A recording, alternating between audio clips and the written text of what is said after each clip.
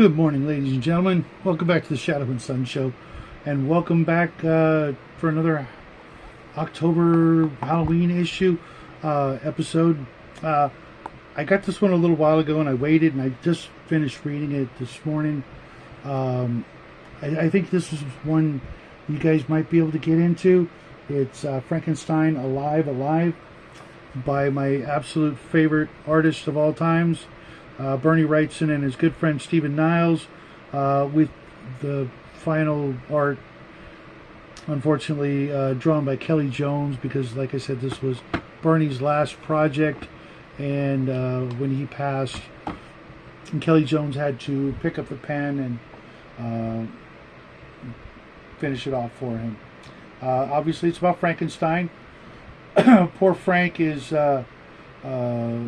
haunted and hunted by the Baron Frankenstein, and trying to make sure that Frankenstein comes to an end after having killed his wife, his best friend, and others. And poor Frank himself just wants to end it all. He's a monster, depressed and utterly alone, and he more or less almost accomplishes that by throwing himself into like a volcano, a boiling mud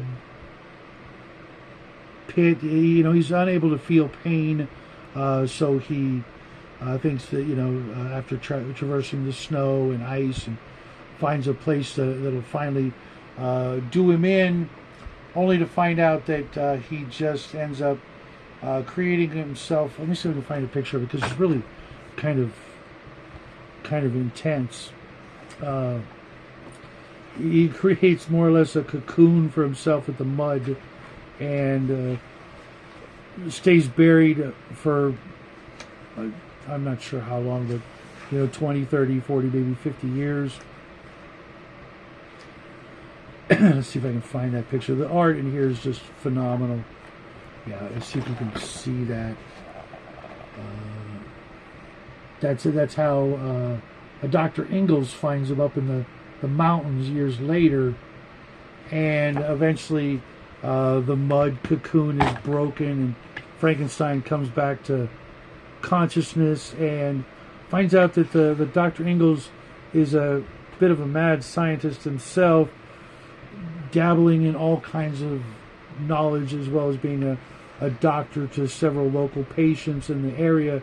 Unfortunately, his wife is more or less terminally ill, and gets pushed almost over the edge because of seeing Frankenstein, who's been living with Dr. Ingalls for about a decade, learning and reading and studying and having lessons from the doctor.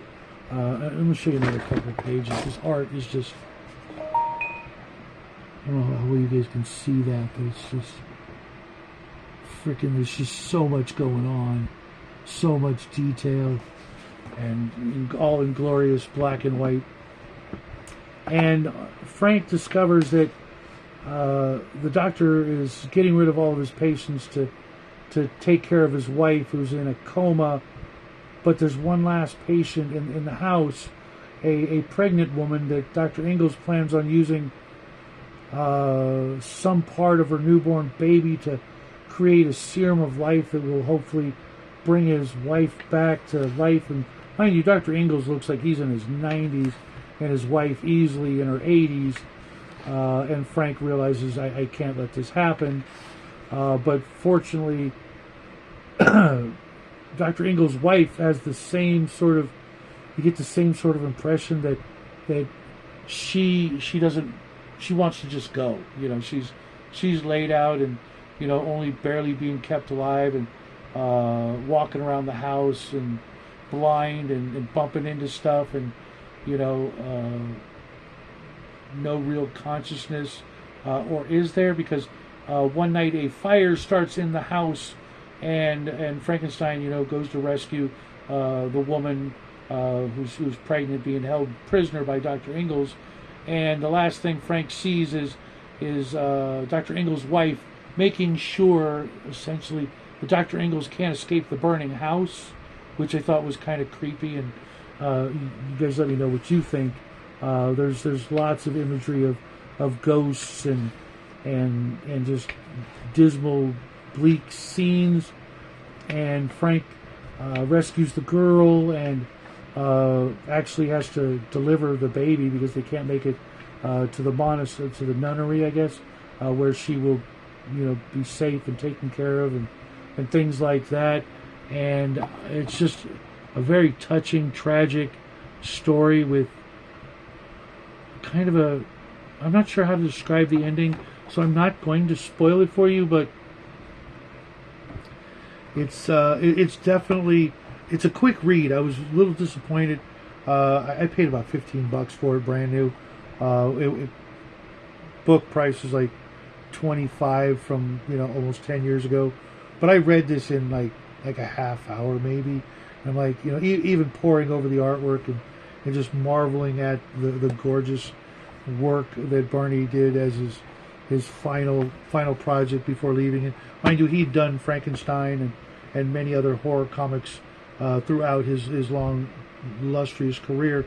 But I thought I'd share this one with you because it's Halloween, and I didn't want to do all vampires, and I forgot I'm still going to do some Vampirella, so I need to break that up. But I'm also getting Mary Shelley's Frankenstein, which I've never read before, and so hopefully this month I'll be able to knock out some big reading projects that, Bram Stoker's, that's 13 minutes a day, Tomb of Dracula, 1 comic book a day, and Vampirella, one issue a week, and then Mary Shelley's Frankenstein, which is going to probably take about an hour a day of that. But I'm going to give you a Vampire Weekly update. I'll give you a Frankenstein update and more Halloween stuff coming. Hopefully some Creature from the Black Lagoon. That's my favorite of all the Universal monsters. But with any luck, I'll be able to squeeze a few more things in this month to keep you guys, satiated when it comes to October and Halloween goodness. But that's what I've got for you today. It's the weekend. You got the whole day ahead of you. Maybe pick something up while you're out and take it home and give it a read. Maybe it's this one. Maybe it's something else. If you've got any recommendations, be sure to put them in the comment section. And I will see you guys later today or tomorrow. Happy trails, guys.